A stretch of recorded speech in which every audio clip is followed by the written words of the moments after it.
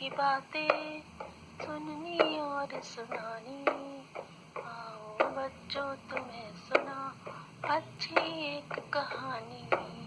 सुनो कहानी, आओ सुनो कहानी। सुनो कहानी, आओ सुनो कहानी। आज की कहानी का शीर्षक है बच्चों, झगड़े का परिणाम। अभयारण्य में अन्नू नाम का एक खरगोश रहता था। एक बार उसने सोचा कि घर के आगे बगीचा लगाना चाहिए, इससे हरियाली भी रहेगी, खाने को भी मिलेगा। अन्नू ने खूब मेहनत की, बकरी मौसी के यहाँ से घास लाकर लगाई, गाय दीदी के यहाँ से जाकर गाजर मूली लगाई लाकर, चंचल गिलहरी के यहाँ से लाकर फूलों की पौध लगाई, भैंस काकी से गेहूं लाकर बोए। इस तरह तरह के फूलों के पेड़ भी लगाए अन्नू ने। खरगोश सारे दिन कड़ी मेहनत करता, सूरज निकलते ही उठ बैठता, बाल्टी लेकर नदी पर जाता, वहां से पानी लाकर पौधों में लगाता। दोपहर में उनकी गुड़ाई निराई भी करता। फिर वह बगीचे में बने मकान में दिन भर बैठा रहता। चिड़ियों और चूहों से वह अपने घोंसलों बगीचे की रक्षा करता। इस प्रकार कुछ ही दिनों में अन्नू खरगोश का बगीचा बहुत ही हरा भरा और सुंदर बन गया। अन्नू खरगोश का एक भाई था, उसका नाम था कन्नू। वह उसके पड़ोस में ही रहता था। उसने अन्नू का बगीचा देखा तो उसका मन ललचा उठा। कन्नू ने भी अपने घर के सामने वैसा ही बगीचा लगाया। अन्नू और कन्नू अपने अपने बगीचे में मकानों पर बैठे रहते थे, पर वे एक दूसरे से बिल्कुल भी नहीं बोलते थे। दोनों में लड़ाई जो थी, उन्होंने अपने बगीचों के बीच में मिट्टी की एक ऊंची दीवार बना ली थी। एक दिन सुबह सुबह की बात है, अन्नू अपने बगीचे में पानी लगा रहा था। कन्नू फल तोड़ तोड़ कर टोकरी में रख रहा था। एक कौवा उड़ते उड़ते आया और दीवार पर बैठ गया। कन्नू की फलों से भरी टोकरी देखते ही उसके मुंह में पानी भर आया। कौवे ने सोचा कि कोई ऐसा उपाय करना चाहिए जिससे उसे भी कुछ खाने को मिल सके। सहसा कन्नू का ध्यान कौवे की ओर गया। काव काव काव काव करके कौवे ने उससे नमस्ते की। नमस्ते कन्नू भाई, कन्नू ने कहा। फिर पूछा, तुम हमारे देश के तो नहीं लगते हो, कहीं बाहर से आए हो क्या भैया? हाँ, मैं तुम्हारे पड़ोसी देश से आया हूँ, वहाँ के राजा का मैं न्यायाधीश हूँ, कौवे ने कहा। तुमसे मिलकर मुझे बहुत खुशी हुई, मैं तुम्हारा स्वागत करता हूँ भाई, कन्नू दांत निकालते हुए बोला। फिर उसने कौवे को खाने के लिए मीठे मीठे फल दिए।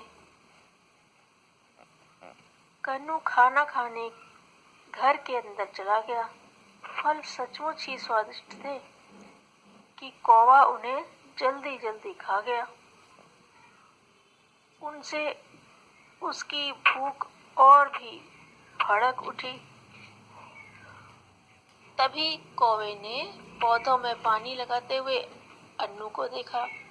वह बोला, अरे भाई, तुम्हारे पड़ोसी के बगीचे के फल तो बड़े ही मीठे हैं। यह सुनकर अन्नू को भी जोश आ गया।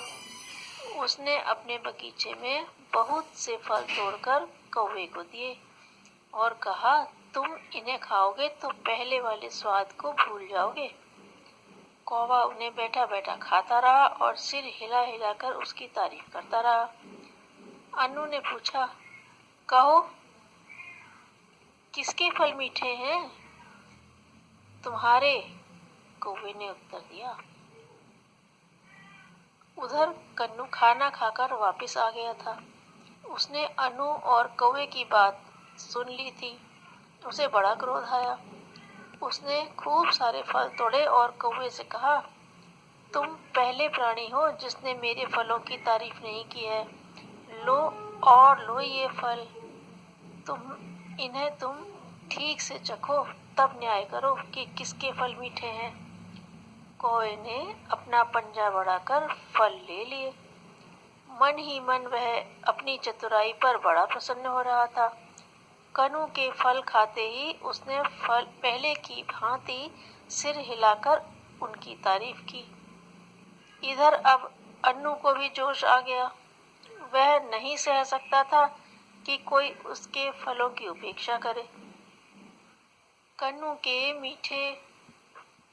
के फल मीठे बताए। उसने बहुत से फल तोड़कर कौवे को फिर दिए, जिससे कि वह ठीक ठीक न्याय कर सके। अब तो यही क्रम चलता रहा। एक बार अन्नू अपनी बगिया से फल तोड़ता तो दूसरी बार कन्नू। वे दोनों ही मूंछों पर ताव दे देकर तने बैठे थे। दोनों इस प्रतीक्षा में थे कि जल्दी से उनके फलों को श्रेष्ठ बताया जाए। उनके आसपास उनकी पत्नी और बच्चे भी आ गए थे। सभी आतुरता से निर्णय की प्रतीक्षा कर रहे थे। तभी कौवे को एक उपाय सूझा। वह बोला, भाइयों, मैंने पता लगा लिया है कि किसके फल कितने अच्छे हैं, पर यह भी देखना है कि किसके फल कितने दिनों तक ताजा रहते हैं, तभी मैं निर्णय दे पाऊंगा। मुझे क्षमा करना, अभी तो मुझे न्याय करने दूसरी जगह भी जाना है। यह कौन सी कठिन बात है? अन्नू बोला। ऐसा करते हैं, हम दोनों अपने अपने फल तोड़कर तुम्हें दे देते हैं, तुम लौटकर हमें बता देना। अन्नू और कन्नू प्रशंसा के भूखे थे। दोनों ने थोड़े थोड़े फल टोकरी में रखे और कौवे को पकड़ा दिए। कौवे ने एक पंजे में कन्नू की टोकरी और दूसरे में अन्नू की टोकरी पकड़ी। दोनों को नमस्ते की। 2-4 दिन के बाद आने की बात कही और उड़ चला। कौवा मन ही मन बड़ा प्रसन्न हो रहा था। सचमुच आज उसने इतना खाया था कि उड़ा भी नहीं जा रहा था। फिर दोनों पंजों में टोकरियों का बोझ भी था, वो अलग से। 1-2 बार उसने सोचा कि इन टोकरियों को रास्ते में ही कहीं रख दे, पर लालच के कारण वह ऐसा न कर सका। तभी चलते चलते कौवा अचानक पहाड़ी से जा टकराया। बोझ के कारण वह संभल न सका, लड़खड़ाकर नीचे बहती हुई नदी में जा गिरा। अन्नू और कन्नू ने 8-10 दिन तक कौवे का इंतजार किया। आखिर कन्नू से न रहा गया। एक दिन वह बोल ही पड़ा, चलो ऐसा करते हैं कि हम दोनों एक दूसरे के फल खाते हैं, फिर ईमानदारी से बताए कि किसके फल अधिक मीठे हैं। अन्नू को भी यह सुझाव जच गया। दोनों अपने अपने फल तोड़कर लाए, पर यह क्या, खाते ही वे आश्चर्यचकित रह गए। दोनों के फल एक जैसे थे। अब वे कौवे की सारी चालाकी समझ गए थे।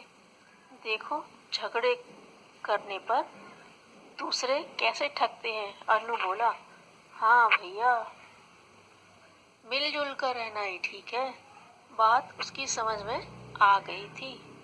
दोनों एक दूसरे के गले लगे। उन्होंने प्रतिज्ञा की, भविष्य में झगड़ा नहीं करेंगे। दोनों ने मिलकर यह भी तय किया कि कौवे के आने पर उसकी खबर लेंगे। इसी बहाने अन्नू और कन्नू में अब बोलचाल भी हो गई थी।